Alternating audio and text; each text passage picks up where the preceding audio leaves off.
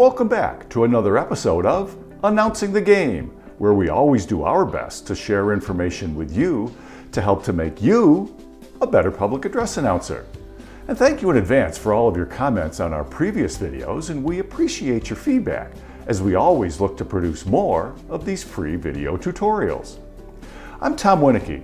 I've been a public address announcer at Fayetteville Manlius High School in central New York State for many years for many of their sports.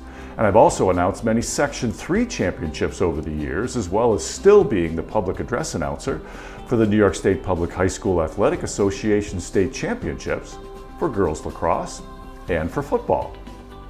Now, I'm primarily a public address announcer at Syracuse University of the Atlantic Coast Conference and at Colgate University of the Patriot League.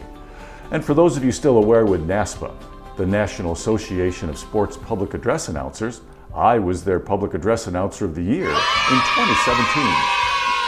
Now, in this episode of Announcing the Game, let's talk about swimming and diving, both at the high school and college levels. And most of what we'll go over can also be applied to age group and club swim meets as well. We'll go over all that you can do to prepare ahead of time, as well as what to do once you're at the pool, before, during, and after the meet. We'll go over protocols to cover both swimming and diving competitions. So let's dive right in and get started, shall we? When we walk into a facility, we should want the person in charge of the event to see us walk in and think, "Whew, good, they're here. I don't have to worry about the PA today." Those people want to see that you have a passion for what you're doing. Now, in this instance, want to see that you have a passion for announcing in general and swimming and diving specifically, and that your announcing implies respect for the student athletes that are competing. Now, that's not my ego speaking here. Well, maybe it probably is a little bit, but my point is that when the supervisor sees us walk in for that day's event, they should see us with confidence that the role of public address announcer is well taken care of. They should see us and think that, hey, this person is well prepared and they're ready to go. So let's talk a bit about how to get to that point. Again, for this video, for a swimming and diving meet. Now, in many of our other free tutorials, you've heard me talk about rule number 1 and rule number 2 for a public address announcer. Rule number 1, always pronounce the names correctly.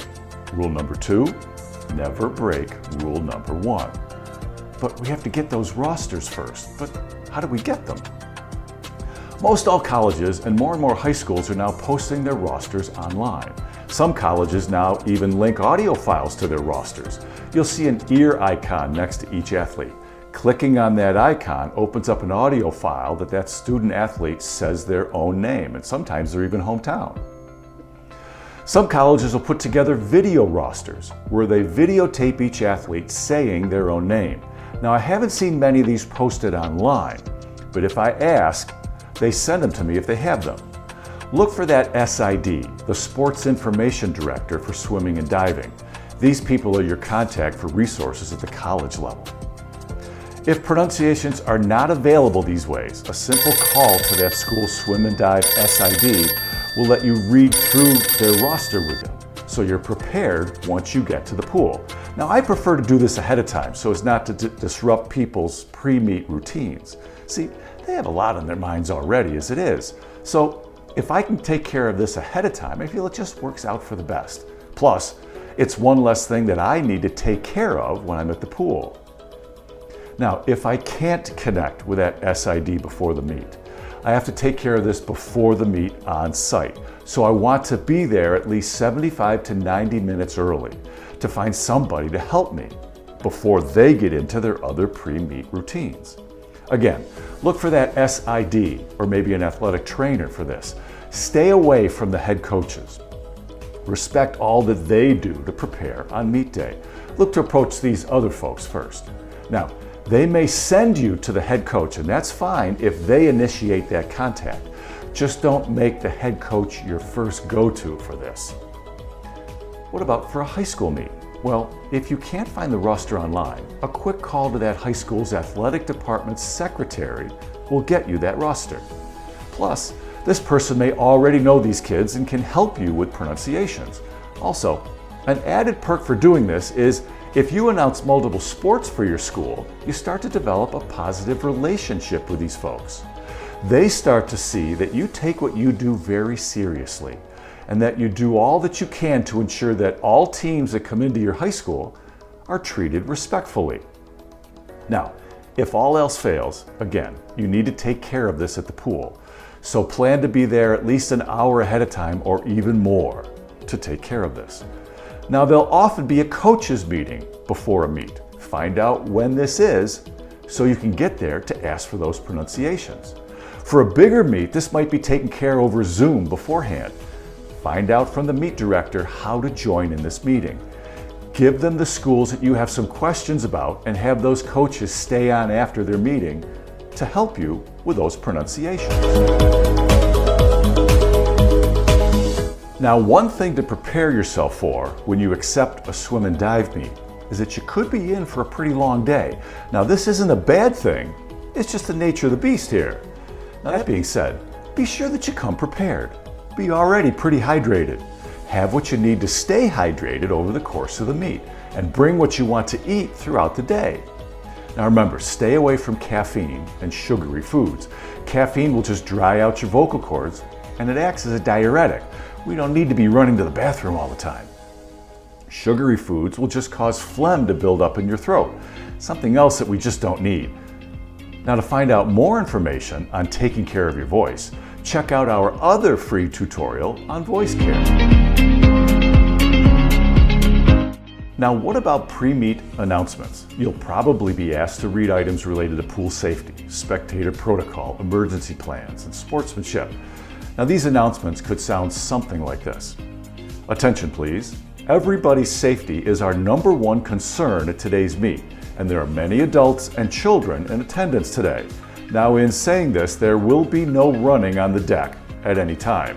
Parents and spectators are instructed to stay off the pool deck. Swimmers and coaches must walk behind the administration table to move back and forth along the deck to get to your team areas.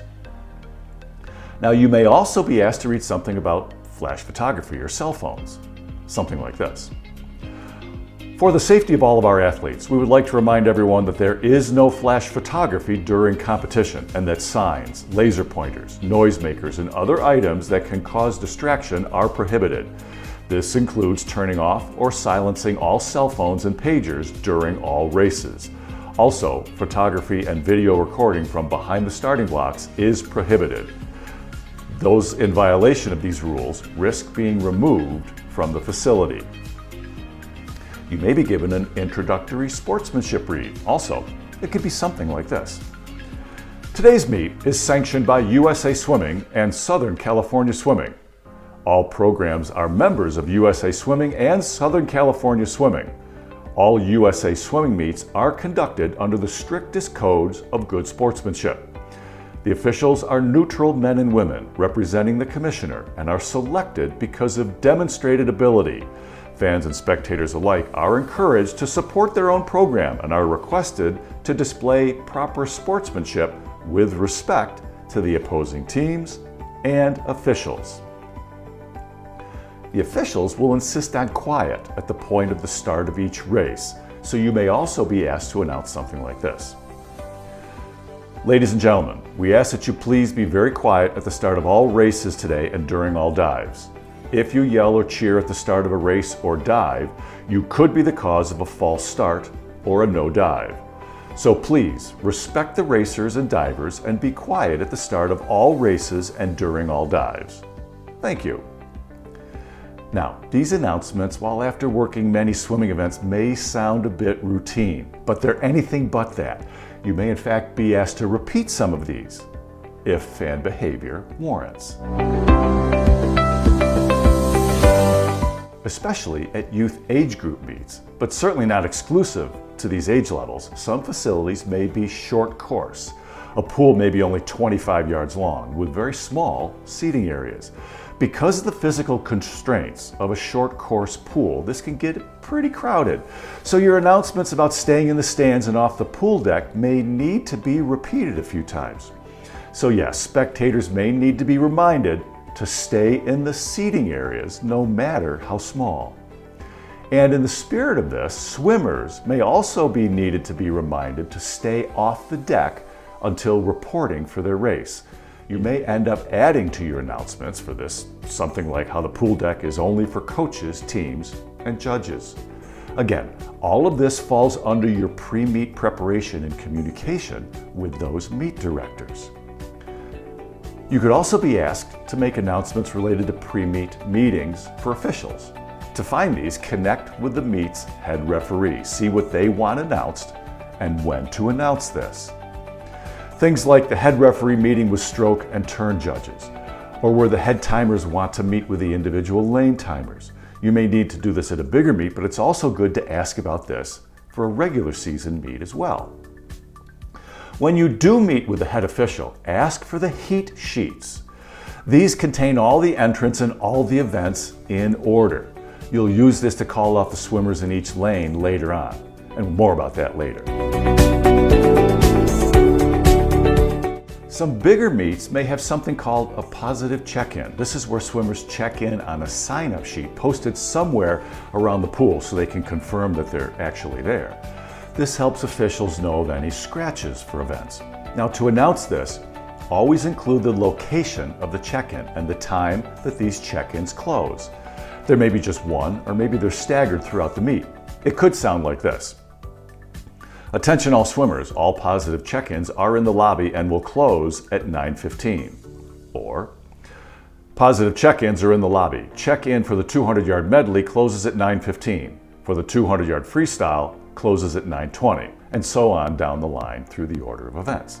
Now, once you have all your pre-meet business taken care of and you've directed the appropriate people to meet before everything starts, you've shared safety expectations with the crowd, it's time to get the swimmers ready to go. Next on your list is to announce how warm-ups will be handled. Check with the director as to how they want these warm-ups administered. This could be done in different ways. For a regular season dual meet, teams may just choose to split the pool in half with each team warming up as their coaches direct them. Or you may be asked to announce that certain lanes are for certain things. You may be asked to say something like, attention swimmers and coaches, lane 1 and 2 are for sprint starts. Lane 3 and 4 for backstroke starts. Lanes 5 and 6 are for pace swimming. None of this is new information to the coaches. They've already been told this. You're just directing the warm-ups to begin and tell people what's available in each lane. If each team is given the entire pool to warm up, you'll need to announce when this period begins and ends, so the other team can then start their warm-ups. Coaches and swimmers appreciate knowing when their warm-up session is about to end. Now, most athletes will be finished, but there are always some who want to maximize their warm-up time in the pool. For this, ask officials about giving a 10-minute, 5-minute, and 2-minute warning. When warm-ups are over, you need to announce this, saying something like, attention swimmers and coaches, your warm-up time is complete. Please now exit the pool. And warm-ups are usually scheduled to end 10 minutes before the session starts. Now, if you're working an age group youth meet, one age group or groups may compete. Then when their races are done, the next age group or groups would get called to warm up. Now, if this is the case, just be sure to know how meet organizers want this handled. Then make the appropriate announcements. No matter how this is done, again, make sure to get this information from the meet directors ahead of time. At this point, it's best, once the pool is clear, to have a general welcome announcement introducing both teams or age groups for a regular season dual type meet. Or for a larger meet, a general introduction as to the name of the invitational and the teams involved, or the title of the championship meet. It could sound something like this. Welcome everyone to the campus of Orchard Park High School for today's ECIC swim meet between our guests, the Eden Raiders, led by head coach Tom James, and our Orchard Park Quakers, led by their head coach Lou Stevens. Let's meet the officials for today's meet. The referee today is Mr. Bill Adams, and our starter today, Mr. Andy Smith. The chief timer for today's meet is Mrs. Kristen Winicky. Now, I always like to add those prefixes to the officials' names. It just sounds more official. and it's just a way for me to throw a little bit of well-earned respect their way. Now, after these general introductions have been made, now it's a good time to introduce the national anthem. Now, while there are specific protocols surrounding the national anthem, there are many ways to respectfully introduce it. For more information about those protocols and scripts related to our national anthem, you can check our other free tutorial specifically on the national anthem.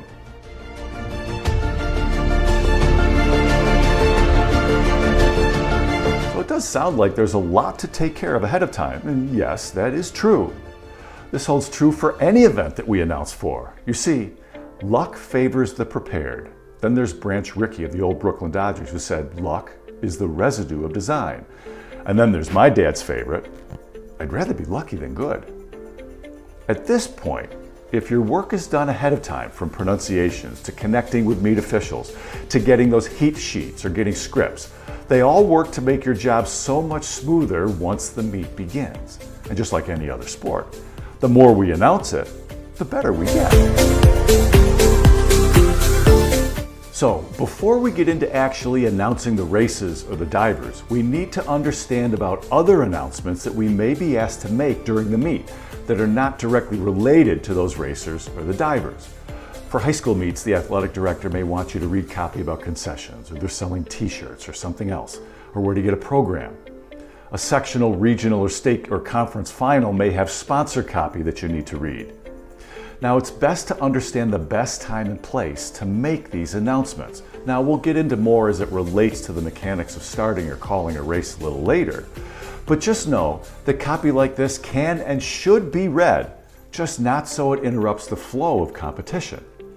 Go over this with a meet director or the high school coach for when it's best to read this copy. Is it okay to read it during long races, say the 50-meter freestyle? Or are there other breaks in the action for you to do this?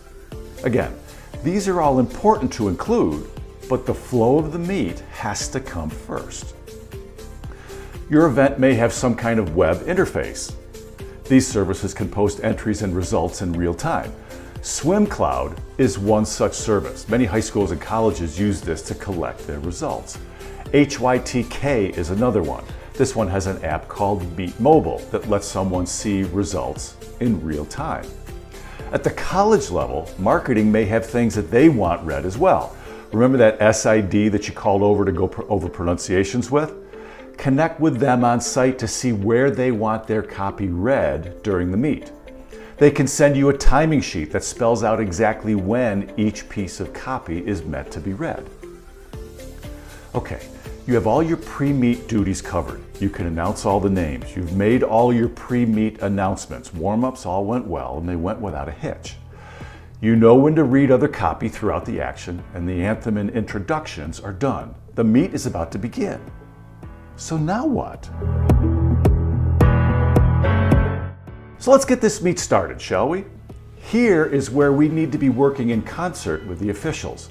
Be sure to connect with them beforehand to see how they want things handled. By the way, have you gotten a hint here that good communication with meet officials is important to us for doing our job well? Usually what happens is the official will give 4 quick blasts on their whistle. That's telling the swimmers that they should be at the start and that the race is about to begin. At this point, you announce the race that's up, something like, now up, our first race, the 200-yard medley relay. Or if your meet has multiple heats for each event, you'd say something like, now up, the 200-yard medley relay, heat number 1 of 4. When the next heat is up, just say, now up, heat number 2. Now you certainly can add in, but there's no need to repeat that it's still the 200-yard medley relay. Now after introducing the race, you could also add a line like, Mr. or Mrs. Starter, sort of giving control of the race officially over to them. Now, one thing to make note of is to make sure that it's okay with these officials before you add a line like this. Don't announce who's in each lane yet. The official now gives a long blast on their whistle. That tells the swimmers to get on the blocks, or for backstroke swimmers, now get in the water. This long blast on the whistle also tells us to stop talking. one thing the starter may ask of us is that if they feel there's too much noise, they will ask us to repeat that announcement about asking everybody to be quiet at the start. Again, this only reinforces that announcement that you made before the meet. Now, before saying anything, we need to watch for false starts. Some states or regions may recall the race back to the start on a false start. Especially for age group races, a younger swimmer may just simply lose their balance on the blocks and go in the water. If this occurs, the official will go to us and ask us to announce a false start. When the starter now sees everybody ready, they hit the buzzer and the race begins. Now, it's important that we don't say anything until the first swimmer's head breaks the surface of the water. At this point, the race is now beyond the point of a false start being called and being recalled. Now, in terms of false starts, be aware that some states or conferences don't recall a race to the blocks after a false start. They just inform the offending swimmer of their false start at the finish line.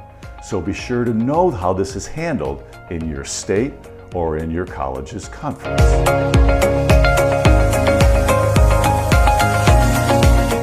So, once that first swimmer's head breaks the surface, you can now begin to call the swimmers in each lane. You get that information from the heat sheets that you collected before competition started. You'd say something like this: in lane 1 from Orchard Park, Mark Adams. In lane 2 from Eden, Andy Barnes. And in lane 3 from Orchard Park, Bill Cole. In lane 4 from Eden, Chris Dorr. And so on until all the swimmers in the lanes have been called off. Now, a scratch occurs when a racer is not there or is taken out of the race by a coach. Usually the procedure for us is not to say anything. We just go on as if they're not there. For a regular season meet, this can happen right up until race time. This would result in there being an open lane. But when it comes to reading the swimmers once they're in the water, again, we just read off who's there. We don't mention who isn't there. For championship meets, this scratch process is taken care of ahead of time. All scratches go through the meet officials. At the college level, for a bigger meet like an invitational or a championship meet, this is all done the night before a race is scheduled. For a regular season dual meet, these could be done on the fly. Either way, you'd be given an updated heat sheet. Now, depending on remaining numbers, the heats may be reseeded or not. If that's the case, again, we'd be given a new heat sheet to read off. Some high schools or clubs may swim a boys and a girls meet together. Something else that may come up in situations like that, based on numbers or time constraints, is that there may only be 2 boys in a race and say 2 girls in the same event. A decision may be made to swim those 2 boys and the 2 girls in the pool at the same time, just scoring them separately. Again, if something like this does occur, we would be told by meet officials and told how to make the appropriate announcement. When the race finishes, we can now announce the results if appropriate. Now, I said if appropriate because let's say for youth age group meets with multiple heats, meet officials may just want to go through all the heats in each event scored as timed finals for an age group, meaning that the times in the individual heats determine the ultimate finishing places. What you may instruct it to announce is where those results are posted so people can then see those individual results. Another thing that might happen related to starts is something called flyovers. This is where one race starts as soon as the previous race finishes. This is done when officials want to keep the meet moving right along. Now, they will let you know that they're going to do this before things get started, so you're prepared. So you hear those 4 blasts. You introduce the race. Now up the 100-yard breaststroke. Then you hear the 1 long blast. You stop talking and the official starts the race. Once the racers are in the pool, they all reach the finish line, the official will immediately blow those 4 quick blasts to get the next race ready. At this point, you introduce the next race. Now up on the blocks, 100-yard freestyle. Then they give that 1 long blast to get the swimmers in the blocks, or if it's in the water, if it's a backstroke. Remember, after that long whistle blast, we don't say anything. When the starter sees all swimmers ready, they hit the buzzer to start the next race. Now, if you notice, there was no time to introduce results from the previous race. Now, this will have to come somewhere else. Since you were informed of this procedure ahead of time, work it out with the officials beforehand as to when to announce the race results. Remember, you could either send them to a place where they can see the results posted, or maybe they'll ask you to announce it during a longer race, maybe during the 500 meters. For high school or college meets that aren't operating with this flyover, it'd be pretty standard to announce those race results. They're given to us, but how? That goes back to our pre-meet preparation. As well as talking with the officials about things like getting heat sheets, directing warm-ups, going over any scripts, be sure to go over with them how they want those race results announced, or how you will be given those results. Many facilities will have a scoreboard that posts race results as they finish. The lead official will then give you a visual signal that the results on the board are good, and you can read off of it. Now you'll need to refer to your heat sheets, knowing entrants in each lane of each race, to announce the results of that particular race. You may be asked to introduce the top 3 or the top 6 or something else, depending on the meet that you're working. The results may also be tabulated online by those platforms we talked about earlier. Remember, SwimCloud or High-Tech and their app called Meet Mobile or something else. If you know the official results are reported this way, be sure to either have a seat at the table with that person with that device connected to those sites, or have a pre-arranged way to get the results from each race given to you quickly, so you can announce that before the next race is called. There are supposed to be backups if the scoreboard goes down or if the Wi-Fi goes down. Timers with stopwatches are in place timing each race and recording results. Just be sure that you know what the backup plan is and how to get results from them if it's ever needed. Now, if this procedure is needed, be sure to have an understanding with the officials as to when to announce the race results. Usually they're read at the conclusion of each race, but if results need to be delivered by hand, officials, in an event to keep things moving, may ask you to handle things differently. For example, there's a break in a swim meet after the 50-meter or 50-yard freestyle. This is where diving could typically take place. They may also ask that you read those prior results during this time. Best to check in with those officials just to be sure. Now, depending on the officials, they may blow those 4 quick blasts of their whistle as the race in the water finishes. It's their meet, so we need to go over their cues. Remember our talk about those flyovers. When we hear those 4 blasts, we have to quickly announce the next race. If results from the previous race come in fast enough, we can announce them. High school, usually the top 3, college, usually the top 5. Now, if that long blast is heard and we haven't begun announcing the results, we don't do it. This whistle means we have to be quiet because the starter is ready for the next race or the next heat. Now, what I've heard from talking with folks in the swimming world is that an announcer can't speed things up, but they can certainly slow things down. If the officials are ready for the next race and we haven't read the results yet, they'll have to come somewhere else. Remember, we're part of a team here. We're working to put on a smooth running event. In this case, that event is a swimming and diving meet. Now, this doesn't mean that we can't come to an understanding with the officials over this. You can work with them, asking that if they hear part of the results being read, if they could please wait until you finish before they give that long blast. Or see if they can go off you to know when to give that long blast for the next race. Ultimately, though, it's the officials' meet and we defer to them. But as they get to know us and our skill level improves, they may be willing to work with us some more. Now, there's something else that we can do to add to our announcing. Now, you've heard me say in many of our other tutorials that it's best to say what's needed to be said and then get out of the way of the game.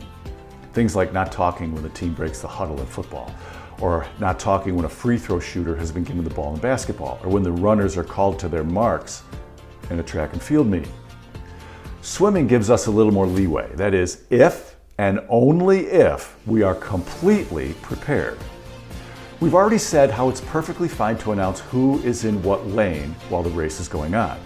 You can also, and this is more relevant to bigger meets, do a bit of play-by-play. Now, of course, before attempting something like this, be sure that you have cleared this with the meet organizers. The swimmers can't hear us, so this information is for the spectators. But I can't emphasize this enough. We need to be 100% sure of the information that we're announcing and be completely sure that the meet organizers are good with us doing this. The very last thing we need to do is to announce incorrect information about a swimmer during a race. I've said this already once, but it's important to say it again in this instance. We're working as a team in events like this. We have a role to fill. That is to announce what we are given first and foremost. If any leeway is given to us with any play-by-play, that's earned over time. I wouldn't expect to be able to do this on your first few times out. My advice here would be to opt to keep things simple, sort of Joe Friday and just the facts, ma'am, sort of thing. Once you get more and more comfortable with announcing swimming and diving meets, you can consider adding this. Now, when you do, find out from coaches if they do have a swimmer in a certain event getting close to a school record or a sectional or state or national qualifying time. What is that qualifying time in the appropriate splits? If you can keep track of this and the swimmer's close to or ahead of those splits in that race and the race organizers approve, it's okay to announce this during the race. Also, what are the pool records? Do coaches say they have someone nearing a school record? It's something else that you can add. Be sure to check with those meet officials and coaches ahead of time before taking this initiative. Now, if you're not comfortable yet doing this during a race, or the meet officials don't want this information added to a race, see if it's okay for you to do as you read the race results. Now, we need to remember though, we don't want to slow down the flow of the meet. If we could do this quickly and accurately, and the meet staff says it's okay with us doing this, again, discuss this beforehand so everyone's on the same page, working together. So let's jump over to diving, shall we? In the order of events for both meets run under the NFHS and the NCAA guidelines, diving is scheduled after the 50-meter or 50-yard freestyle. There's a break in the order of events to accommodate diving. USA Swimming and other age group events may have different order of events, so be sure to find out under what organization your meet is governed by. Now, going back to diving held after the 50 freestyle, this is somewhat tentative, especially at the high school level. You see, some high school sites may not be able to host diving competitions because of the makeup of their pool. In this instance, divers will compete at a different location, either on the same day or on a different day, maybe the day before or the day after the swim competition. If it's the day before, you have these results already, so when announcing partial scores of the meet, you can include the diving scores. If it's the day after, your announcements, a partial score, may need to reflect the fact that diving has yet to be completed. Other high schools may opt to put the diving competition at the end of the meet. The thinking is that they couldn't get through all the divers and their dives in that break scheduled after the 50 free. Then, once the diving logistics are all ironed out, and if the divers will compete at the same site as the swimmers and in the same meet, we now get to announce this part of the competition. But how does it work? The dives for each diver are submitted ahead of time. All dives are coded with alphanumeric names with 3 to 4 digits and 1 letter. The first digit tells the dive's group. 1 equals forward, 2 equals back, 3 equals reverse, 4 equals inward, 5 equals twisting, and 6 equals arm stand. For front, back, reverse, and inward dives, a 1 as the second digit indicates flying action, 0 indicates none. And for twisting and arm stand dives, the second digit indicates the diver's group, forward, backward, or reverse. The third digit tells the number of half somersaults. The fourth digit, if applicable, tells the number of half twists. And the letter tells body position. A is straight, B equals pike, C represents a tuck, and D equates to free. So for example, a 103C is a forward 1.5 somersault tuck position. The 1 is for forward, 0 is no flying action, 3 is for 3 half somersaults, and the C is for a tuck position. Now, while it's not completely necessary that we know this coding system by heart, it's good to have a general idea as to how it works. When a dive sheet is given to us, those alphanumeric names are more than likely going to be decoded for us. Your announcements will start by introducing the divers in dive order. Then you announce the first diver and their dive. Do this by number, full name of the dive, along with degree of difficulty. And remember, all of this will be given to us. Once a dive is complete and you are given the scores, announce all the judges' scores. Now, when doing this, be sure to always announce the judges' scores in the same order. So the same judge's score that you announced first for the first diver is also announced first for all the other divers. Do this for the second and third judges' scores as well. This process repeats itself for all divers and their dives. Some schools may be able to run the swim races and the diving competition simultaneously, or they may decide to complete the diving at that break after the 50 free and then restart the races after the conclusion of diving. If they opt to run swim races and diving simultaneously, you can only be in one place at a time, so hammer this out with the meet officials ahead of time. Then also, that whole quiet thing at the start is out of our hands, and that's something the officials deal with. Now, again, that's up to the officials to iron out. We go off their decisions for our announcements. Now remember, the structure and pace of the meet belongs to the officials. We are there to support what and how they want things done. So we go and do what we are told. Again, this is why that pre-meet communication is so important to us as public address announcers. We've talked about how we're part of a team at events like this, and this is just another example of how we do this. Well, guess what, folks? Delays happen. We've all heard that the best laid plans of mice and men always go astray, and then there's Murphy's Law. Or there's Mike Tyson with the fact that everybody has a plan until they get punched in the mouth. Who knows? The scoreboard could decide to go dead. The Wi-Fi could just say, I'm going to stop now. A swimmer may decide to charge their phone and think they could unplug a cord to plug in their phone, not knowing that they just unplugged a portable deck timer. The point is, how is this going to be handled? We talked earlier about how there's supposed to be a manual timing with stopwatches for each lane and each race.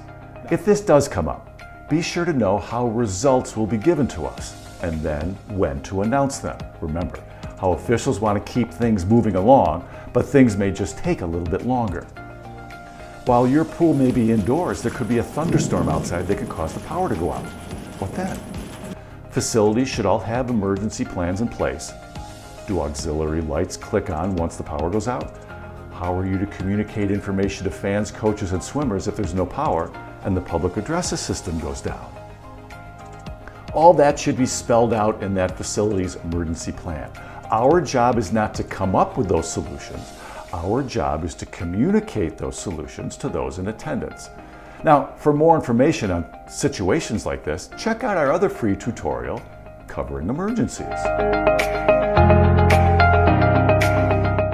Some bigger meets may have award ceremonies. You'll be instructed with scripts as to what to say, who gets what award or medal, and when to say it. Be sure to ask about including things like if their winning time has qualified them for a higher competition, or if it's a pool, age group, school, sectional, regional, state, or national qualifying time, or a record. Depending on the meet, television may also be involved. They may pipe into the pool's sound system, so it's important to know when you're on and when television steps in. They can now just be another part of that team that we've all talked about working together on. All right, the meet went off smoothly. You introduced all the swimmers and divers, read their places and scores, you fit right in with an awards ceremony, and you synced with television seamlessly. Now, it's time to wrap things up. You'll need a script for this. It could be given to you, or you may need to come up with one yourself. I like to thank fans from all teams for attending.